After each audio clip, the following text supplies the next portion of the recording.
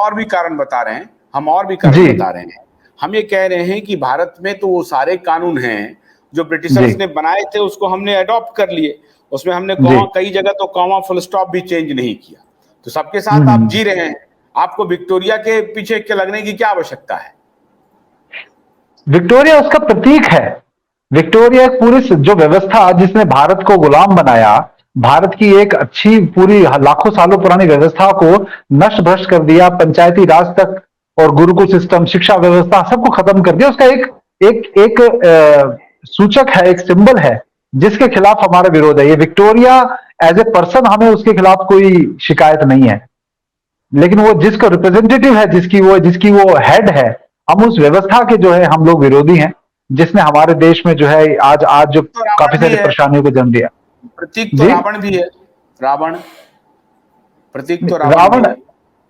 देखिए अरविंद भाई, मैं काफी देर से बोल रहा हूँ, अगर आप बोलना चाहें तो मैं भी इस विषय पे बोलना चाहता हूँ, लेकिन मैं चाहता हूँ कि आप भी थोड़ा कुछ बोलें। तो आवाज आ रही है हमारी।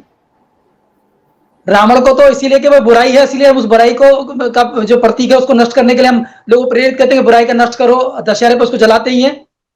और मैं एक बात उदाहरण साथ रखना चाहता हूं कि गुलामी की निशानियों को जीवंत रखने से नुकसान क्या हो रहा है कि जो काला रंग है वो गर्मी को अपने अंदर अवशोषित करता है, इसलिए लोग काले रंग के कपड़ा पहन के धूप में नहीं निकलते। लेकिन इतनी गर्मी के अंदर भी हमारे वकील काला कोट पहनते हैं, जो ये टीटीओ काला कोट पहनता है, क्योंकि गुलामी मानसिकता के कारण। ये प्रतीक जो है ये उस मानसिकता के पोषक हैं, क्योंकि इन्होंने वहां से लिया उसको वैसा ग्रहण कर लिया, विवेकहीनता का परिचय दिया। इसलिए गांधी ने कहा था कि भारतीय व्यवस्थाओं का अब भारतीयकरण होना चाहिए। तो हमारे भी आग्रह वही है, हमारा वो रात गई बात गई वाली बात, हम गुलाम थे, अब आजाद हो गए। तो आजादी में हमें उस आजादी का एहसास भी होना चाहिए, और देश भारत आजाद है, ये देश को लगना भी चाहिए। आशुतोष जी, आपको क्या लगता है? रानी अभी अरविंद जी ने जिक्र किया कि लोहिया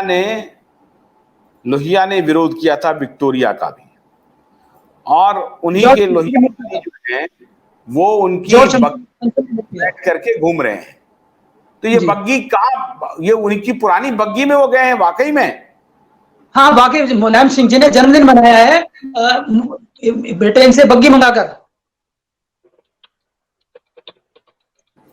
ब्रिटेन से बग्गी मंगा करके जन्मदिन मनाया। जी जी जी जी। और आप लोगों के जिस पर विक्टोरिया चढ़ती थी, वही बग्गी जिस पर विक्टोरिया चढ़ती थी। जी जी। ये तो बहुत बड़ी बात है। चलो तुम्हारी बग्गी हम ले आए हैं, हम उस पर अपना ये मना रहे हैं, अच्छी बात है ना? क्या जन्मदिन के मनाया उन्होंने, अपने जन्मदिन के अवसर पर उसको मंगाया, उसमें बैठ के।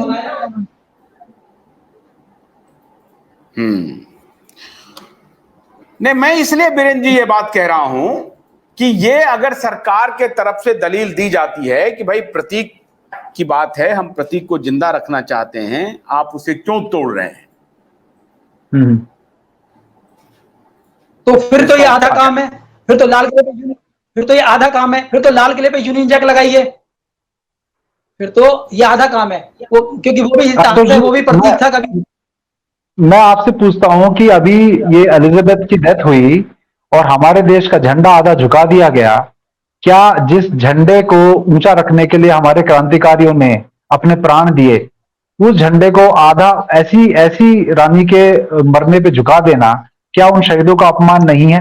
क्या ये गुलामी नहीं दर्शाता? यदि ऐसा है कि विक्टोरिया की मूर्ति को तोड़ना या उसको क्षति पहुंचाना या उसका विरोध करना यदि गलत है, फिर तो ये भी गलत नहीं है जो हम ऐसा। क्या आप इससे सहमत हैं एज ए पर्सन और एज ए न्यूज हेड? ने लेकिन एक बात बताइए, हमारे देश के प्रधानमंत्री इतने महान प्रधानमंत्री, सनातनी प्रधानमंत्री हैं और देश के लिए जीते हैं, कहते हैं देश नहीं झुकने दूंगा, देश नहीं बिकने दूंगा। तो उन्होंने उनके राजकाज में तो ये झंडा झुका है, तो किन्हें माने हम? तो ये समझ लीजिए कि हम लोग अभी भी गुलाम हैं। कोई भी प्रधानमंत्री देश में नहीं है जी।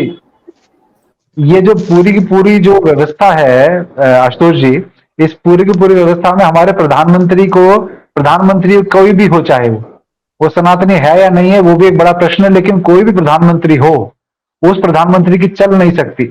कल को आज जो ये ताजपोशी हुई है, ये जो प्रिंस चार्ल्स है, कल को इनकी मृत्यु हुई तो भी देश का झंडा आधा झुकाया जाएगा, चाहे प्रधानमंत्री आप भी बन जाए तब भी, क्योंकि ये व्यवस्था वो प्रधानमंत्री डिसाइड नहीं कर रहा है, वो जिन राष्ट्रमंडल देशों का हम प्रतिनिधित्व करते हैं, ये हेड है। राष्ट्रमंडल देश कौन से हैं? जो अंग्रेजी सरकार के, अंग्रेजी ब्रिटेन के गुलाम थे, उन देशों की पूरी एक ऐसे जमात है वो पूरी की पूरी, उसको ये सब बातें माननी पड़ेंगी, उनके पास कोई ऑप्शन नहीं है। और ये आपको शायद पता होगा कि जो उनको भारत में आने के लिए वीजा की जरूरत नहीं पड़ती है, इस विषय पे बहुत पहले भी डिबेट्स हो चुकी हैं। तो ये कई डिबेट ऐसी है जिसको लोग, क्या आप कानून हाथ में ले लेंगे, आप तोड़फोड़ करने लगेंगे? नहीं, कानून हाथ में लेने की बात ही नहीं है। यहाँ तो आरोप लगाया जा रहा है कि एक स्टैचू, मूर्ति यदि टूट रही है, किसी भी कारण से टूट रही है, वो मूर्ति को जीती जागती उसमें प्राण प्रतिष्ठा करी हुई है कि उसके लिए किसी भी व्यक्ति को उठा के उसके ऊपर आप अटेम्प्ट टू मर्डर की धारा लगा देंगे। आप बताइए कि ये अराजकता ये है, ये या कोई व्यक्ति उसका विरोध कर रहा वो है? तोड़फोड़ हुई नहीं वो तो सेकेंडरी बात है,